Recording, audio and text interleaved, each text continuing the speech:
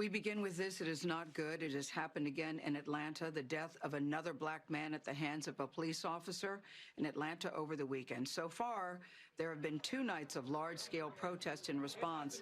Atlanta police released this body camera video. It shows 27-year-old Rayshard Brooks speaking with the officer who shot and killed him. They had been speaking for, they say, 45 minutes. Brooks had fallen asleep in a car at a Wendy's drive-thru. Anthony? A short time after that video, there was a struggle also caught on camera. Autopsy results show Brooks was shot twice in the back. Now prosecutors are considering criminal charges in his death. The officer, Garrett Rolfe, was fired over the weekend. His partner, Officer Devin Brosnan, has been placed on administrative duty.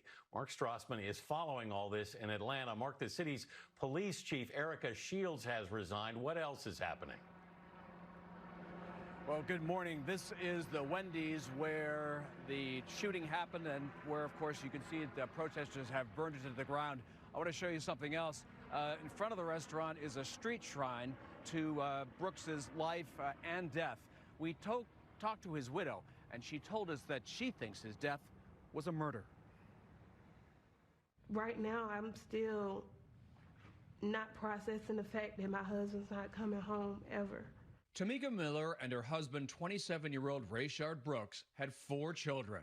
A knock on the door Saturday morning shattered their world. They said, well, Miss Miller, we sorry to tell you, I just dropped to my knees. Because once I heard, I'm sorry to tell you, I knew nothing. It was nothing good. I'm sorry. On Friday night, 2 white Atlanta police officers responded to a call at a Wendy's. In the drive-thru, they found Brooks sleeping in his car. At first, their talk, which lasted over 20 minutes, was cordial. At one point, Brooks offered to walk to his sister's house. If that's less possible for me to park here, lock the car up, and do everything that I need to do within the presence of you guys, I can just go home. I have my daughters there right now. My daughter's birthday was yesterday. Hold on, Miss Brooks. Will you take a preliminary breath test for me? It's yes or no. I don't want to refuse anything. It's yes or no. It's completely up to you. Yes, I will. Okay.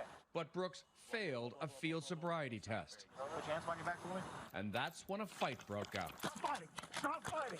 Brooks wrestled away one of the officer's tasers and ran. Officer Garrett Rolfe chased him. Brooks, running, spun halfway around and fired the taser. Rolfe fired his handgun 3 times, killing Brooks. The medical examiner found Brooks had 2 gunshot wounds to his back. His death was ruled a homicide. This video is too painful for Miller to watch, but she wants the 2 police officers behind bars. It was murder. That was not justified. Why was it murder? Because he was shot and he wasn't armed, he wasn't dangerous. Protesters started coming out in Atlanta over the weekend. They blocked the interstate. Riot police blocked them. Some people torched the Wendy's where the shooting happened. Lawyer Chris Stewart represents Brooks's family. Well, how does this keep happening even after the last 3 weeks? America's been talking about nothing but how to prevent these moments. Because the idea of policing and its relationship to African-American communities has never been formed. It's never been perfected. It's never been connected. It's more of an authoritarian system when it comes to minorities. Miller told us she has cried for George Floyd. Now she knows his family's pain. I never imagined it being at my front door. I never imagined it being me having to do this and go through this. And now I honestly feel, I felt the pain, but now I really feel the pain. Tonight, anger and frustration in Atlanta. Crowds gathering outside the fire-gutted Wendy's, where 27-year-old Rayshard Brooks was shot and killed by police during an attempted arrest. Isaac Lee, one of hundreds who came to pay respects. You've had a chance to kind of walk around and see the site.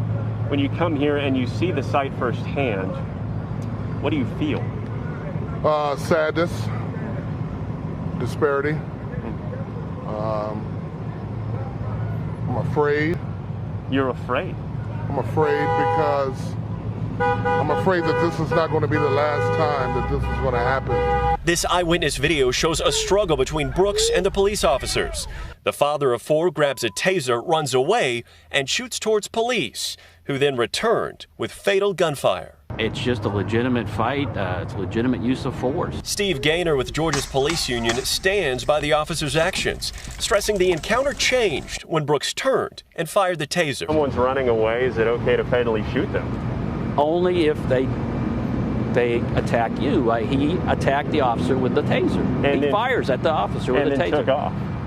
That's all in an instant. Within 24 hours, Atlanta's police chief stepped down.